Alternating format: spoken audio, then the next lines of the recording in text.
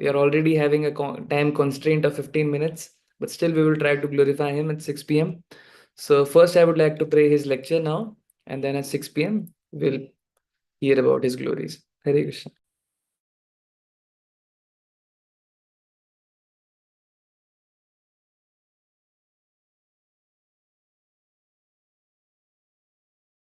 Bhakti Vedanta Swami Niti Namine Namaste Saraswati Deve Gauravani Pracharine Nirvishesha Shunyavadi Paschatya Desitarine Jaya Sri Krishna Chaitanya Prabhu Nityananda Sri Advaita Gadadhar Shivasari Gaura Bhaktivinoda Hare Krishna Krishna Krishna Hare Hare Hare Rama Rama Rama Hare Hare Vanchakalpatrubhyascha Kripasindhuvevacha Patidanam Pavanebhyo Vaishnavebhyo Namo Namaha. So we just sang one of my favorite songs glorifying the Vaishnava. So here it says, Gangara Parasha Hoile Paschate Pavan.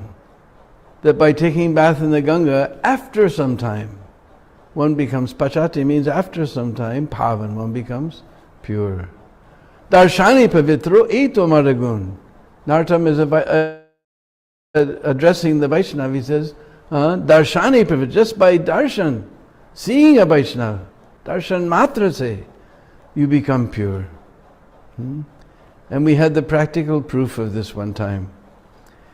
In the old days, before there was all this terrorism and everything, we used to go right inside the airport with all the huge kirtan party. Of course, in LA, then all the devotees from the whole West Coast would come. So we would have like 300, 350 devotees, 5 mridangas, 25 kartals. We'd go right into LAX with the kirtan. Nowadays, we can't even dream of such a thing. We used to go right up to the gate. So big kirtan was going on, Hare Krishna, Krishna. Devotees were jumping and dancing. So everybody came to see what was going on. But nobody could see anything because the devotees were jumping and jumping. So one other person came to see. Nowadays, to make them feel good, we call them sanitation engineer. Means the floor mopper.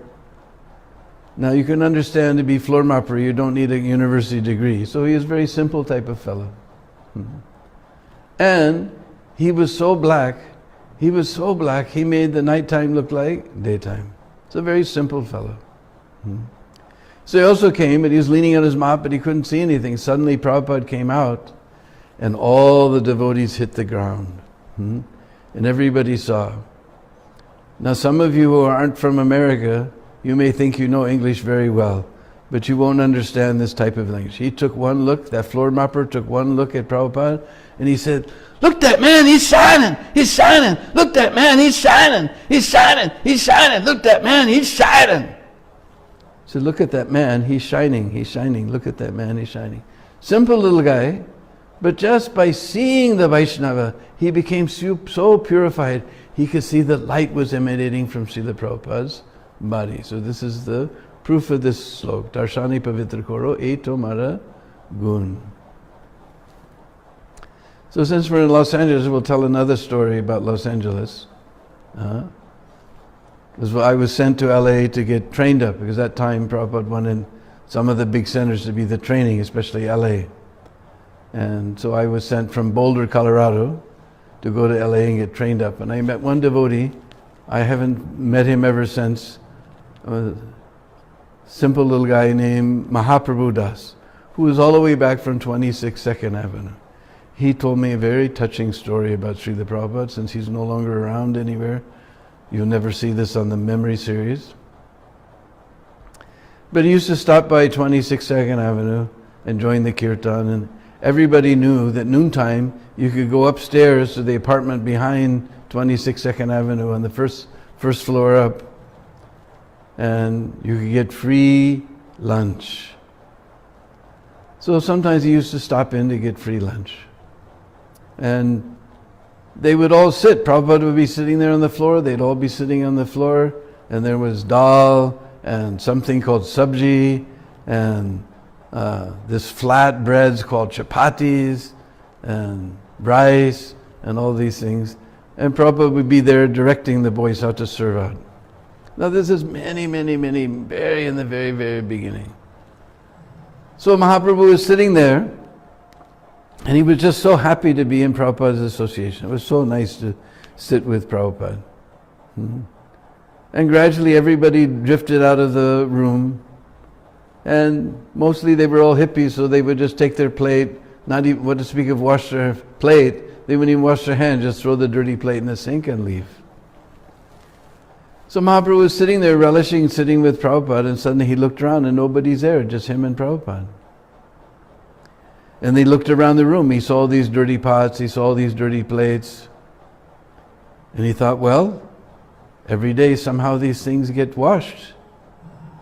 And I'm not usually here, there's only one other person in this room who could be doing this. So he thought, maybe I should help. So he got up and he started washing the pots and the dirty plates in the sink. And Prabhupada looked up and smiled very broadly. Prabhupada's smile was so wonderful. And he said, I was just praying to Lord Krishna to send someone to kindly help me. I was just praying to Krishna to send someone to please kindly help me. So this was Prabhupada. These people were so uncultured, not even washing their, what does we could wash their hands, didn't even wash their plates. Prabhupada was cleaning up after them, he was cooking for them. Nobody has known the purport of that verse, Chanadapi Sunichina, Tororevi Sahishnana, Amanina Manadena, Kirtaniya Sadahari, like Srila Prabhupada. These same types of people would come to our Sunday feast nowadays. We'd sort of give them a plate and say, can you go around, sit up back or something? But Prabhupada took these people, he found a little spark, though they were completely in tamagun, ignorance. There was a little spark of, they were wondering what life was all about. And Prabhupada fanned that little spark, and he made a worldwide movement with these people. This was Prabhupada. So we're sitting here in Prabhupada's room, where he used to receive his visitors, in Prabhupada's house in Vrindavan temple. And sitting here with Prabhupada reminds me of my second initiation. Because I was after Boulder, then I was sent to Dallas, Texas to open up the temple in Dallas. And then they sent me to help out in Houston. So meanwhile I was in Dallas, I got married to a Kuti Devidasi, and we both went to Houston. So at that time Prabhupada was traveling from one place to another in India, and Akuti still hadn't been first initiated because the letters were coming, don't send your beads, Prabhupada just now coming. And every time it's just now coming, but he was getting another preaching opportunity for a long time. She didn't get initiated, way more than the 6 months mandatory. And I was way over time for my Brahmin initiation. So anyway, we drove out to LA, and then there was some discussion that some people had been waiting a long time for first initiation, so the discussion was whether they should get first and second together. So Prabhupada called them all up, including my wife, because the talk was that I was getting second initiation, and it had been a long time. So Prabhupada asked the first devotee, who is Krishna? He said, Supreme Personality of Godhead. Okay, you can take Brahmin initiation. Then he asked somebody else, who's Lord Chaitanya? He said, he's the most munificent avatar. And Prabhupada said, no, he's Krishna himself. You can also take first initiation. Then he asked some other questions, very simple questions. So then Prabhupada said to my wife that the wife follows the husband, so you can take Brahmin initiation. So then there was a ceremony in the temple room, and afterwards we were supposed to sit downstairs. And at that time it was a lecture room. There was pews and everything.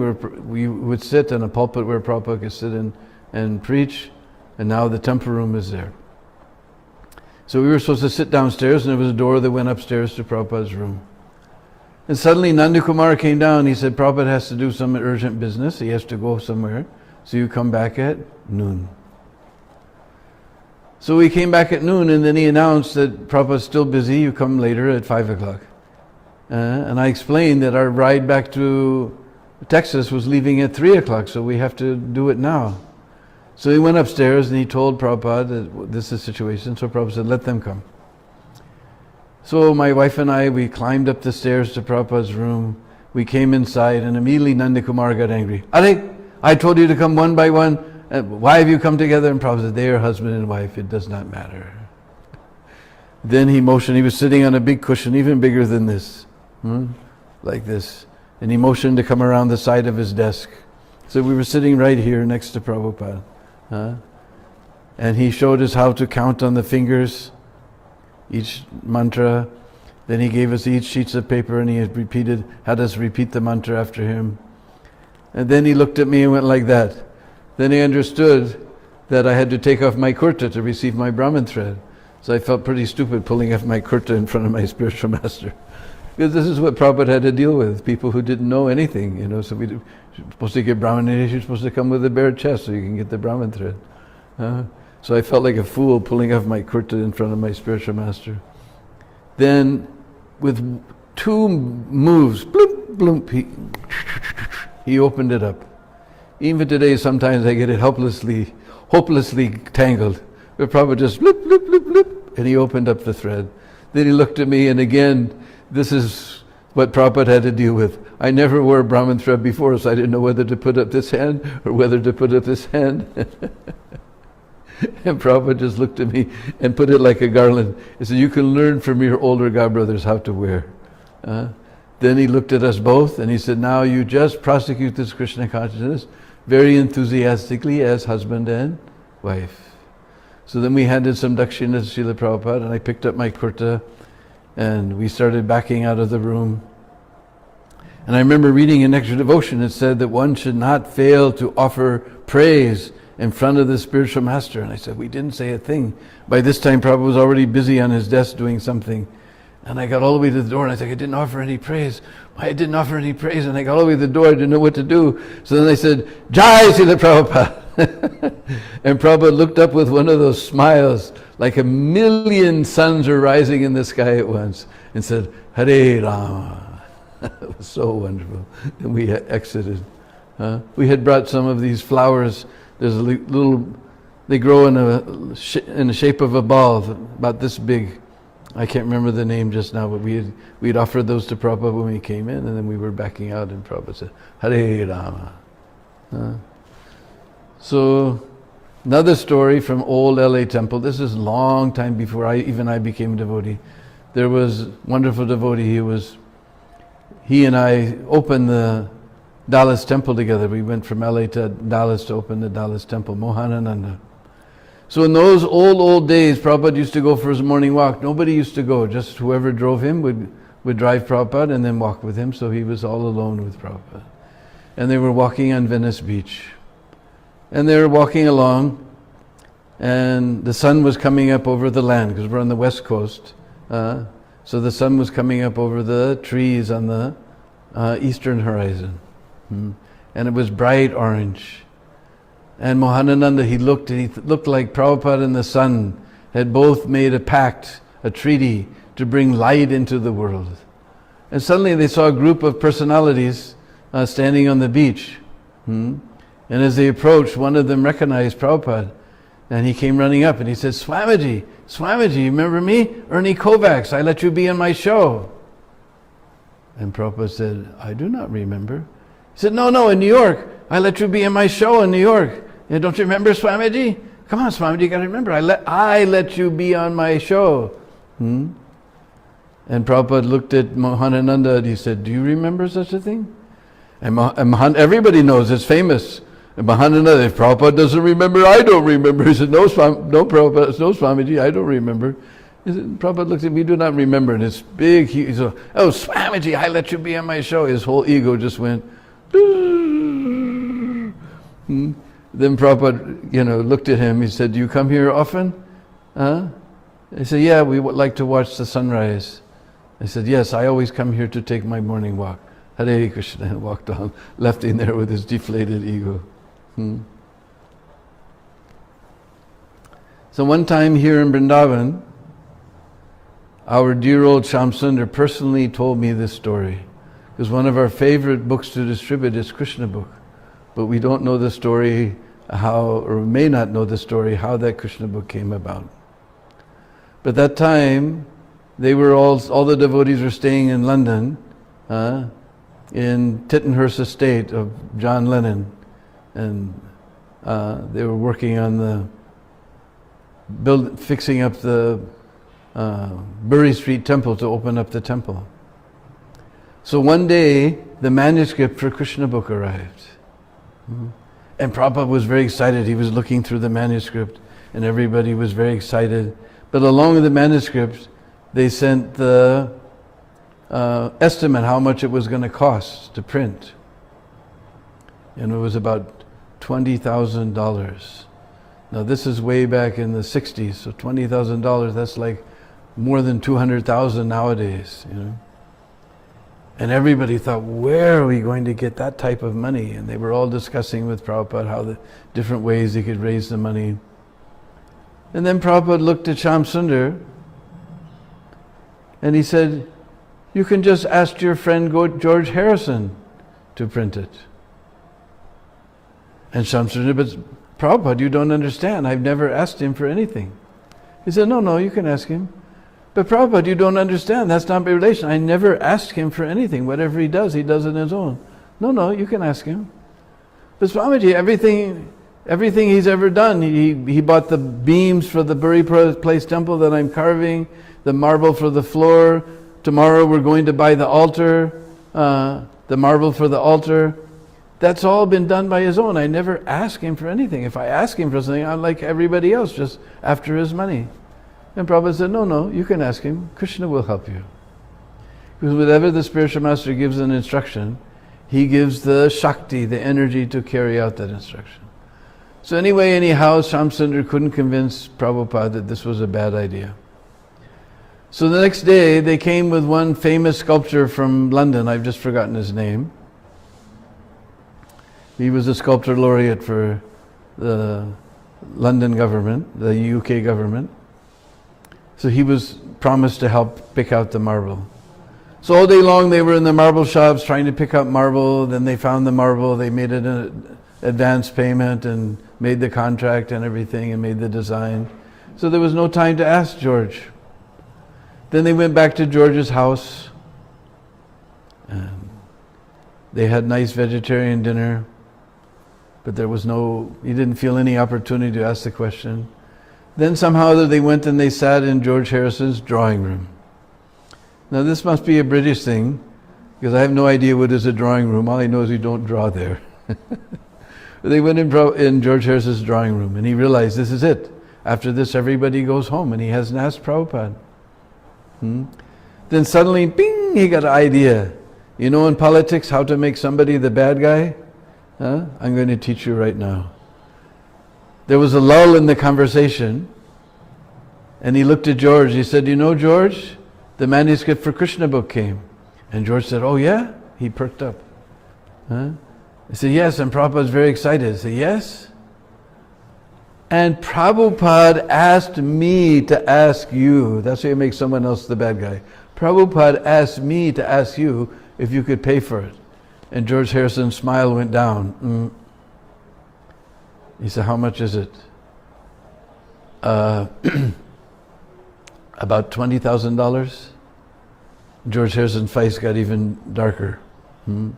Right at that moment, a bolt of lightning hit. It either hit directly outside the house or directly on top of the house, because the flash and the thunder were simultaneous. And the whole house was rocking. And the lights blinked out. Blink, blink, blink. And it was an old English house, so the glass was very loose, the putty was loose, so the windows were rattling and the putty like that, and the lights went out and they were in darkness, complete darkness.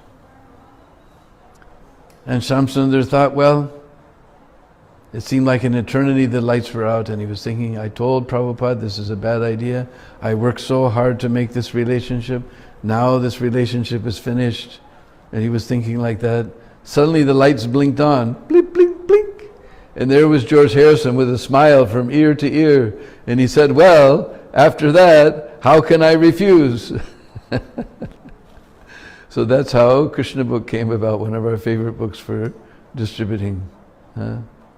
And whenever, we can always remember, whenever the spiritual master gives an instruction, it may seem impossible, but he gives the energy to be able to fulfill that instruction.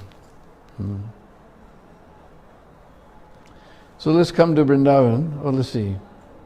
Oh, there's a story from Santa Fe. Nobody knows this story. It's also not in... Well, few people know.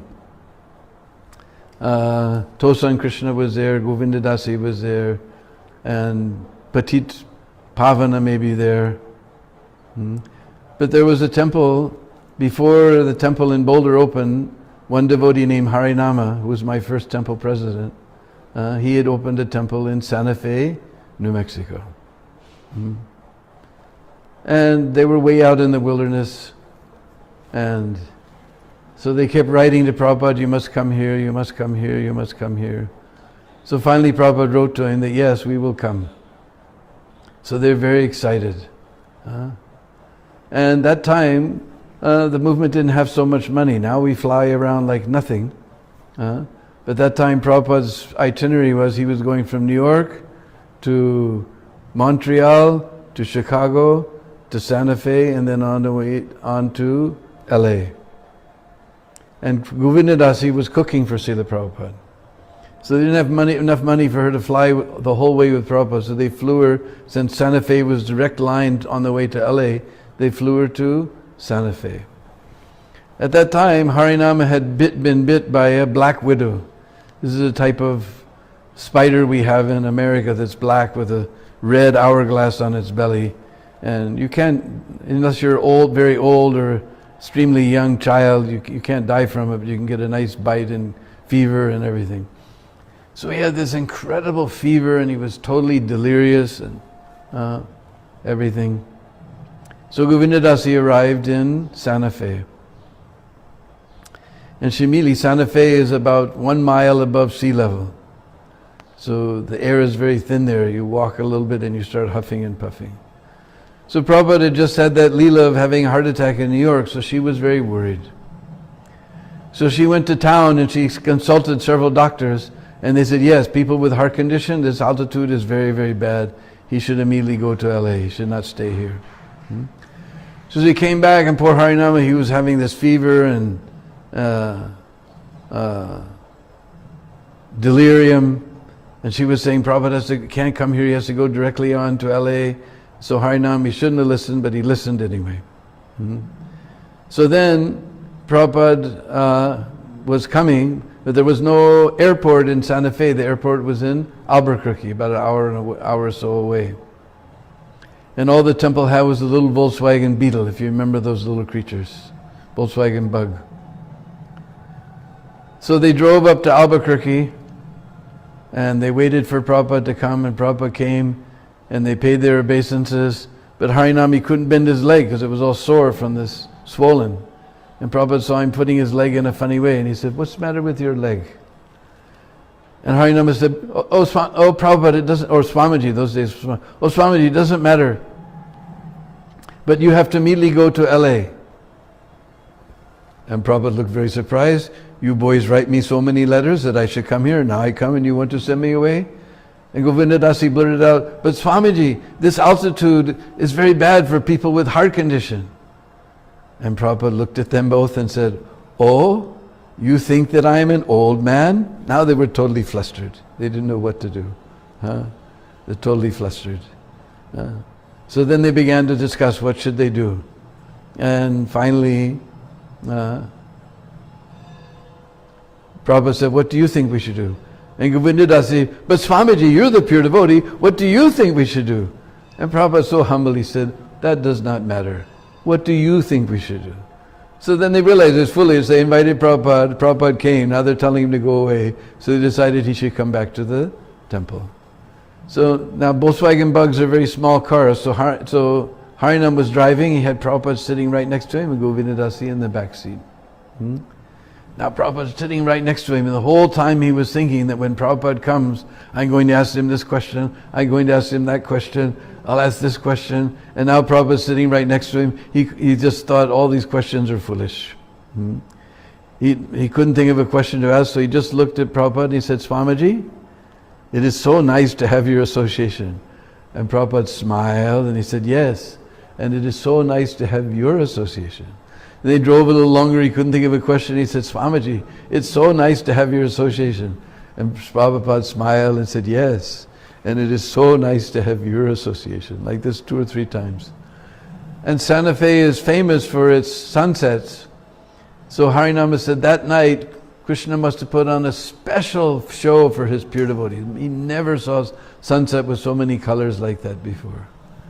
Now they come back to the temple, which was a storefront, because that was the standard since 26 2nd Avenue. So now my godsister Mahamaya, she's written this book, Prabhupada is Coming, and we know how whatever takes 3 months to get done gets done in 3 days. But this time Prabhupada's not coming, so nobody's cleaned the temple, nobody's made anything ready. Prabhupada's not coming. But this was, for Prabhupada, this was like conquering a new empire. He had temples on the East Coast, he had temples on the West Coast, but there was hardly anything in between. So this was, he just came into the temple room, Lord Jagannath was there, he paid obeisance to Jagannath, and everything. You can imagine, with Prabhupada's not coming, what the temple room looked like. And then Prabhupada went into the Brahmachari ashram. You don't want to know what Brahmachari ashrams look like when Prabhupada's not coming. And then he poked his head into the bathroom, and Harinam was running behind, but Swamiji, we didn't know you were coming, and then Prabhupada he went into the kitchen, he wanted to see, it was like he conquered a new empire. Then he went in the temple room and he sat down on a big cushion, just like a little cowherd boy, with all his little cowherd friends sitting around him in a circle. And then Prabhupada opened that famous white bag that we read about in Lilamrita. He opened it up and he took out some tin foil, and he took out some besan laddus. But this is old days. Nobody knew what a besan laddu was. And in the flight it had melted, so they weren't round like laddus, so nobody really knew what it was. And Prabhupada, just like a little cowherd boy with his friends, he began breaking off pieces of the laddu and sharing it with all the devotees. And Harinam himself, he thought it was sweet peanut butter or something. He took one, he thought it was sweet peanut butter. And they're sitting there, and a few guests had come to the temple, so there was one hippie boy sitting there. And he looked at Prabhupada and he said, Swamiji, who is Krishna? And Prabhupada very matter-of-factly, like everybody knows, you don't know, everybody knows. He said, Prabhupada just very matter-of-factly said, Krishna, he is the little cowherd boy in Vrindavan who is the Supreme Personality of Godhead. He is the little cowherd boy in Vrindavan who is the Supreme Personality of Godhead. This was Prabhupada's answer. Later Prabhupada told Harinama, when he understood about the bite, he said, actually, Krishna has minimized your karma. According to your past karma, you should have lost this leg completely.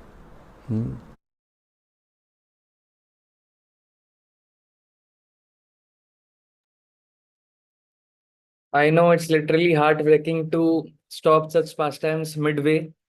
This pastime should go on and on, but with our scheduled time limit, now we will go to get to know some glories about His Grace, Deenabandhu Prabhu.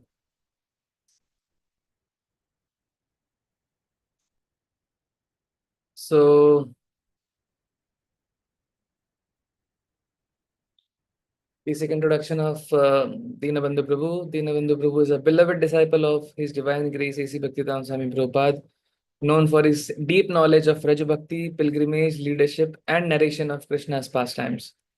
He is especially recognized for his devotional tours in Vrindavan and storytelling that brings sacred praises to life. Birth in early life. Is American by birth. He came to Krishna consciousness in the early 70s during the rapid expansion of ISKCON in the United States. He received initiation from Srila Prabhupada and dedicated his life to full-time service. So there is a very special incident that Prabhuji always quotes about how he got connected to ISKCON.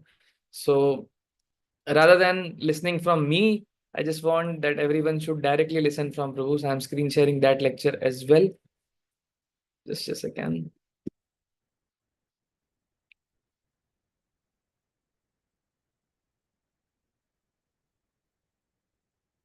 there is a very special anecdote how he got connected to ISKCON. Can you please let us know how did you came in Krishna consciousness? In which year you started your journey? My journey started when I was 11 years old. My grandfather died and I couldn't understand why we were going to see the body, because I realized that that's not my grandfather. But my grandfather was the guy who sat in the chair smoking his pipe and telling me stories, but this is just a shell. I don't know what we've come to see. My grandfather's not here. So that started at 11. Later in college I couldn't understand anything. Why we just get an education, get a job, work hard in downtown somewhere in some big office building, go home at night and sleep.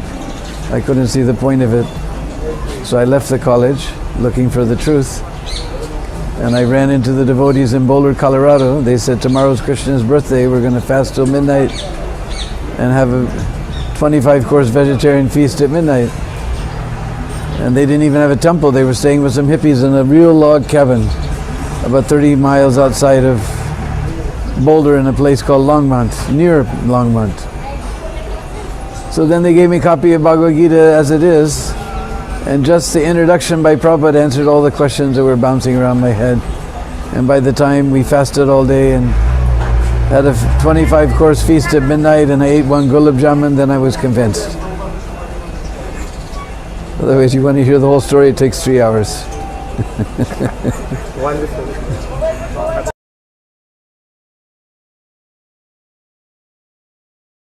So we just got to know if you want to hear the whole pastimes, we need 3 hours. So getting back to the presentation, about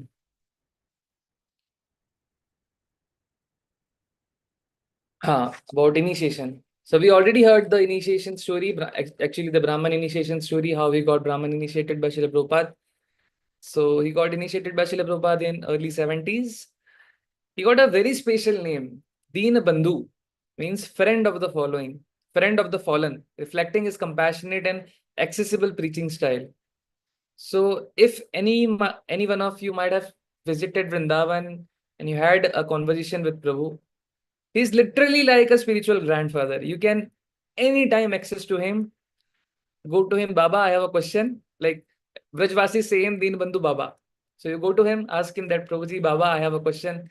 And he will sit down there, give his whole time, and in a pure Vraj Ras, he will explain you. And the sweetest part is how amazingly he speaks Hindi and Vraj Bhasha. So we'll get into details. Services and contributions. He's a resident of Vrindavan, India for decades. He served extensively at the Krishna Balram Mandir since its early days. So not many people know about this thing, but there is a fact and story that how Srila Prabhupada instructed him in the early days to get settled in Vrindavan. So Prabhuji was directly instructed by Srila Prabhupada to go to Vrindavan and serve there in Krishna Balram Mandir. He's known for leading Govardhan Parikramas and Vrindavan 84 crores Mandal Parikramas, bringing the pastimes of Krishna and his associates alive through his vivid narrations, being a devoted teacher and guide to countless pilgrims and devotees. So, Deen Bandhu Prabhu is very, very, very famous till date for his significant and recognized contribution by guiding people in various parikramas in Vrindavan. He takes devotees to such deep insights in such small gullies of Vrindavan where we can't even imagine. He takes to every places of Raj, and he's very known. And I think so, he was called as spiritual encyclopedia in the memory of Krishna Leelas and its location in Vrindavan. And he is a very immersive devotional experiences when he takes us all the devotees around for the pilgrimage. And when it talks about the preaching and discourses, he's very fluent and very much engaging in his scriptural classes, narrations of Krishna Leela and Bhagavatam lectures, which he is a constant giver at ISKCON Vrindavan, Krishna Balram Mandir. And apart from just the stories and the pastimes, he's also known for his deep spiritual philosophy, which he focuses on how we should develop a relationship, personal relationship with Krishna. Like being a Vrajvasi, he knows how devotees should finally try to funnel down his devotional service and try to get a relationship with Krishna. And apart from this, he is also known for his philosophical importance, where he teaches how a devotee should be humble and simple in devotional life. Prabhuji is a very senior Prabhupada disciple, but still, with even the great grand disciples, he treats them like his own friends, like just on ground zero, as neutral as that. And you go to him, ask any question, he's just so open, like he's a next room best friend of yours. And apart from this, um, the best part, if you want to hear from him, is glories of Vrindavan Dham, glories of Vraj Dham, glories of residing in Vraj Dham. These are all the topics which he is very known for. Apart from this, I don't think so I have added that slide, but there's one more important contribution. Prabhuji is known for his cultural and dramatic arts. If you go to Vrindavan and Kartik, there are so many dramas which are directed by Prabhuji. Even now, in his young old age, I would like to say, because he's just so young, but with the age, he looks like an old person, but still he's very young and he takes part in the dramas. He plays characters of Krishna and other gops and everything. He's very known for his, he's very much recognized for his dramatic arts. Apart from this, he's also known as for ISKCON. I mean, he's known for his ISKCON Vrindavan support and Dham preservation, because we have seen that with this modern age, we have seen that Dhams are getting depleted. Everywhere concrete structures are coming up. The original Vrindavan Dham, which was known for his Godhuli Krishna's pastimes, it's getting depleted day by day. Prabhuji is also working for preservation of Sri Vrindavan Dham. And apart from this, he is a spiritual mentor to various devotees around the world, around the globe, because he is very easily accessible. Devotees are simple, devotees are humble.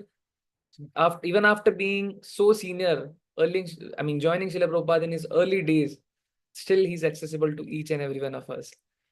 And there are various things I would like to say about Prabhuji, but let's go to the next one. His books and writings. He has authored several devotional articles and books related to Krishna's pastimes and holy dhams. He frequently contributes to ISKCON magazines and websites. So we might have seen that on dandavats.com, on Facebook. He's a regular contributor of whenever he goes to a various new place in Braj, a special tour to special places in Braj, he would give a live session. He would show everyone that this is a place where Radharani was born. This is the place where she used to play. Like, there are various sessions on Facebook where he does live, so that every devotee around the globe who is not physically in Vrindavan Dham, but virtually he is in Vrindavan Dham, he makes sure that everyone takes advantage of it. His current services, he continues to reside in Vrindavan, guiding international pilgrimage, teaches regular at Bhakti Shastri courses, Bhakti courses, ISKCON festival and online platforms, offers Dham educational tours, especially during Kartik and major festivals. As I said, he's very much into this service. Remembering Srila Prabhupada. We were on Harinam Sankirtan near Diamond Gems on Hollywood Boulevard. Vishnujan was chanting the Mahamantra to a Hollywood melody, when suddenly his eyes got big. He said Prabhupada and hit the ground to offer his obeisances. We all turned around, and there was Prabhupada in a little Ford Pinto. Prabhupada was offering his pranams, and you could see that he was happy. I thought, God, we are like Malichas, but Prabhupada is so happy to see us on Harinam preaching. Like, holy name is such a degraded place. Holy name is such a degraded place. Right there on the street, we all hit the deck to offer our obeisances to him. That's the first memory that I have of Srila Prabhupada. You see, even the first memory is so humble. A devotee is known by his culture, he's known by his simplicity, his humility. From the very first memory, we can see how humble he is. So we still have access to such Prabhupada disciples who are residing not far from us. Amritesh Prabhu is in Bhubaneswar. Around 500-600 kilometers from Bhubaneswar, Deen Bandhu Prabhu is there. Devotees from Ujjain, Indore, Deen Bandhu Prabhu is sitting 600 kilometers from us. There's still time where we can take association of such Prabhupada disciples. They are still existing, and there is lot to learn. Like recently, not recently, like 6 months back, I met Deen Bandhu Prabhu. He was walking in MVT. I just went, did pranam, offered my obeisances to him. It was so neutral. I mean, the way he speaks Hindi, the way he speaks Braj Bhasha. Lala, kahan se aaye ho? Like even normal Hindi speaking devotees won't say, भैया कहाँ से आयो? लाला कहाँ से आयो? अच्छा उज्जैन से आयो? कृष्ण के गुरुकुल से आयो? हमारे लाला वहां पढ़ने गए थे. You see the devotion. You don't have to get into big management things and stuff. Devotion means simplicity, humility, where you can be easily accessible to each and every devotee. So we have still time. We have such devotees around us. We have so many Prabhupada disciples with us. So make sure we make the best advantage and associate with such Srila Prabhupada disciples. And with the blessings of Bhakti Prema Maharaj, we are having this special session so that we get to know about such Prabhupada disciples. Bhakti Prema Maharaj once told me that the motto for getting this session is, like, we know that our spiritual masters, the acharyas, were Prabhupada Gata Pran. But our responsibility should be, we should also know who Srila Prabhupada disciples were, what contributions they did, what roles they are playing in our spiritual life, what they had to go through to make ISKCON in such a good place. So thanks a lot for joining this session. And just a small announcement that tomorrow it's Narsimha Chaturdashi. So the same time Narsim Dev will be appearing. So we won't be having the session tomorrow, but we will be joining you next Saturday. Thank you very much. Hare Krishna. Jai His Grace Deena Bandhu Prabhu ki Jai. Jagat Guru Srila Prabhupada ki Jai. Nitai Gaur Premanande. Hari Hari Bol.